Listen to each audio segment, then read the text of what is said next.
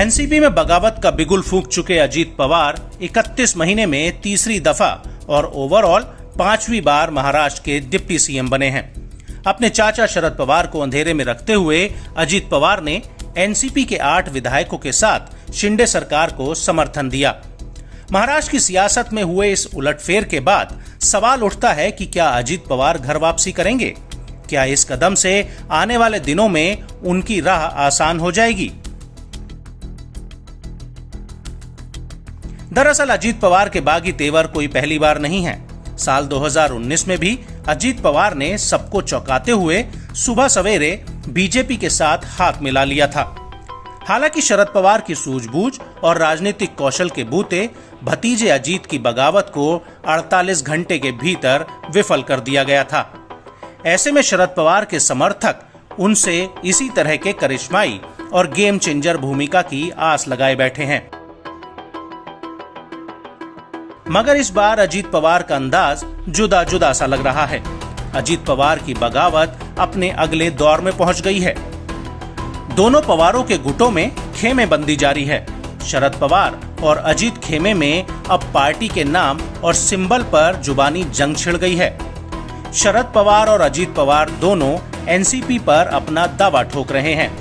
सोमवार को press conference में अजीत कैंप के प्रफुल्ल पटेल ने कहा कि विधायकों को अयोग्य ठहराने का फैसला सिर्फ विधानसभा स्पीकर के पास है। अटकलें हैं कि जल्द ही चाचा और भतीजे की पार्टी पर दावेदारी की खींचतान चुनाव आयोग से होते हुए सुप्रीम कोर्ट की दहलीज तक पहुंच सकती है। शरद पवार ने भतीजे संग पार्टी को दगा देने वाले सभी 8 विधायकों पर कड़ी कार्रवाई की है। बदले में अजीत कैंप ने एनसीपी के प्रदेश अध्यक्ष पद से जयंत पाटिल को हटाकर अपने खेमे के सुनील तटकरे को जिम्मेदारी सौंपी है। साल 2019 के महाराष्ट्र विधानसभा चुनाव में 288 सीटों में से एनसीपी के 53 विधायक जीते थे, जिसमें से अब अजीत पवार कैंप की ओर से 40 विधायकों के समर्थन का दावा किया जा रहा है। सभी विधायकों का अजीत दादा के साथ समर्थन है। राष्ट्रवादी कांग्रेस पार्टी के 54 विधायक है, 3 विधायक अपक्ष थे और वो भी साथ में हैं। कुछ विधायक अभी तटस्थ भूमिका में हैं, फिर भी 40 विधायकों का समर्थन मिलने के बाद खुद अजीत दादा राजभवन में गए और उसके बाद राजभवन में शपथ विधि समारोह वहाँ पे हुआ और अब अजीत दादा महाराष्ट्र के उप मुख्यमंत्री है। 40 विधायकों का समर्थन होने के बाद ही ये गठबंधन हुआ है। वहीं महाराष्ट्र विधानसभा अध्यक्ष राहुल नार्वेकर ने कहा कि उन्हें अभी तक ये पता नहीं चला है कि एनसीपी सरकार का हिस्सा है या विपक्ष में है। अभी याचिका बिना पढ़े हुए मैं आपको क्या बताऊं?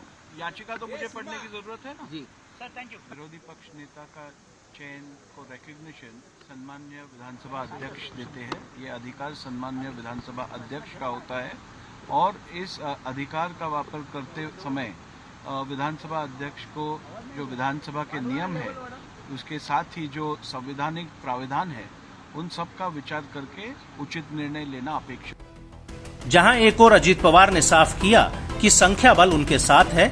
शरद पवार एनसीपी के बतौर राष्ट्रीय अध्यक्ष रहते हुए एनडीए में शामिल होने के फैसले का समर्थन करें, मगर शरद पवार ने भी तेवर दिखाते हुए इशारों में कहा था कि पार्टी तोड़ने की कोशिश करने वालों को उनकी असली जगह दिखाएंगे।